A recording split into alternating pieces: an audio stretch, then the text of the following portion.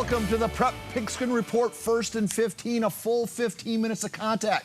Before we sit down for the main entree, Helix and Cathedral, what more need be said other than that's your Prep Pigskin Report Cox Communication Game of the Week. What do you say we go to Cathedral? The Dons coming onto the field. Both squads looking for the win as Josh Lewis opens the ground attack with a 20-yard gallop. Number 22 will carry it in from there from 4 yards out. Cathedral strikes first on their, what I believe is their opening possession, 7-0 Cathedral. But Helix would counter with their own strong ground game. Fato Noah from 14 yards out off the left tackle. Nice blocking. Game tied at 7. Then it's Noah again from the deep in the backfield.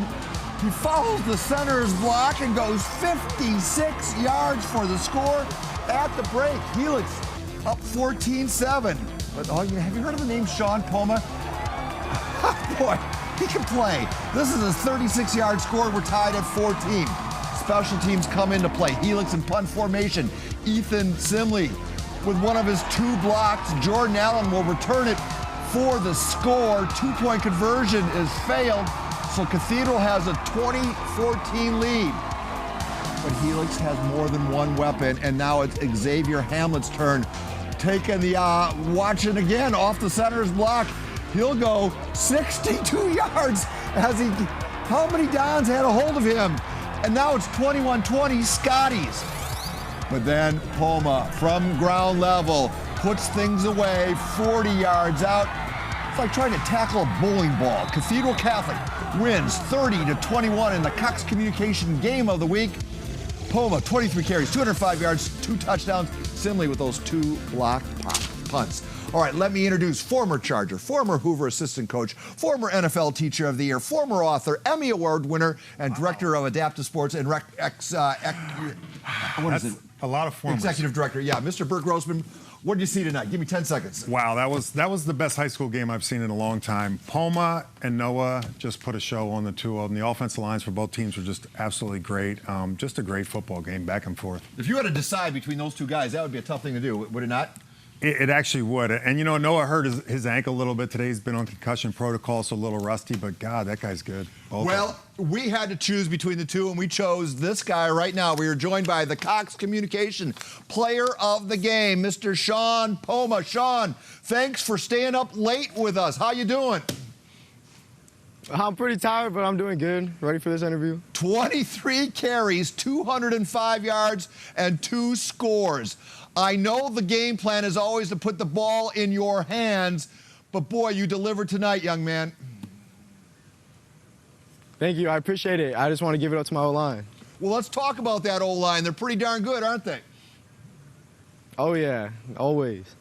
What was the game plan going in? Game plan was just to move the ball, get drives, 2 hands on the ball, and just have fun. What do you got for him, Bert?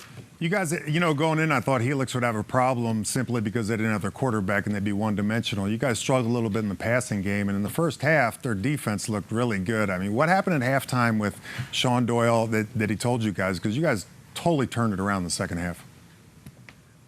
We just made our adjustments. We had to listen to our adjustments and execute them the second half, and we went out there and just balled out. You know, with the new open format, Sean, there's not a lot of room for mistakes because only 4 teams qualify for the open playoffs. Do you feel like you stubbed your toe early? You can't afford to stub your toe again? No, sir. We can't. We got to take every week. Can't take it for granted, and you just got to work out, work off. All right. Well, Sean, thank you again for staying up late with us. Congratulations to one and all. Enjoy the win and get ready for next week. Thank you. I appreciate it. Sean Poma, everybody. Now, we ran a piece of video there. I want to re-rack it. Now, let's get back. We were talking about offensive lines, and you pointed this out. Helix's offensive line, Isaiah Jada, 350 pounds. Nathan Adams, 290. Chris Alvarado, 280. Alex Nagy, 300. Isaac Gonzalez, 240. That's as big as some professional offensive lines. Absolutely. I mean, the first thing I noticed I went out there, they look like an NFL offensive line, and Cathedral looked like a Division I offensive line. Just amazing, amazing offensive lines on both sides, coaching, size, everything. So we're talking so much about Poma. Noah runs behind a real good offensive line too, does he? They both do, and I think the problem Noah had a little bit was, you know, the quarterback being out. It was a one-dimensional team, and I think they only threw 3 or 4 times, but God, that kid's good. I didn't realize how good he was. Yeah, if you're that one-dimensional and still have the successes they had against a defense of that quality. All right, before we leave this first block here, let's talk a little bit about DJ Ralph. His dad now is on the staff at Cathedral. He's a young kid, but he's big. He's got big hands. What's it going to? He's a left-handed quarterback, tall kid. I mean, perfect size for everything. Had a little off game tonight, and it's hard to get in a rhythm with a defense that good. Defense that good. I think he had 39 yards passing and minus 11 yards rushing with the sacks. But defense is great. This is an offense that's strictly based on the run, so it's hard to get into a rhythm when you're a quarterback. Well, I suspect big things for him because his dad's next node technician, and he's going to be. He's going to develop. He will be a good one. All right, well, we're going to talk more about this game of the week, but let us not forget the Pigskin Report cast of 1,000 is waiting in the wings, starting with Rick Willis in the north. Mission Hill's facing Carlsbad in our Draft Republic North County Game of the Week. The Grizzlies playing for more than just a win. They're playing for their coach, Coach Kwame, who passed away earlier in the week. Highlights coming up.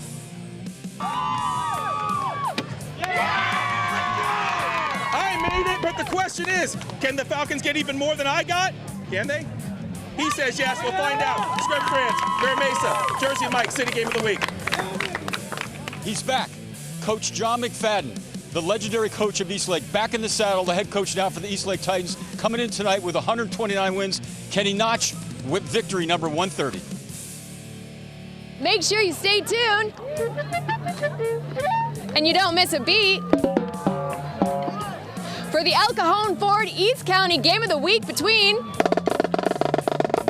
Santa Fe Christian and Mount Miguel. Highlights coming soon. I'm here at University City High School where they're facing La Jolla Country Day for the Battle of the Golden Triangle. Who got to go home with this trophy? Stay tuned to the PPR to find out. And you're looking live at Brody's Burgers in Hamul, a popular spot for fans of the Steel Canyon football team. It appears they've gathered in numbers, and they're watching themselves on TV. We'll check back in at Brody's in a bit, but right now, live and in living color, back from the operating room, none other than Casey McKinnon. Thank you, Paul. Folks, we still have a game ball to hand out to the big pig on campus. You had 4 choices: Helix running back Elion Noah, or Don's running back Sean Poma, or Cathedral's wide receiver Zion Cerrone, or how about the Helix defense? Our brain room is racking up these totals right now.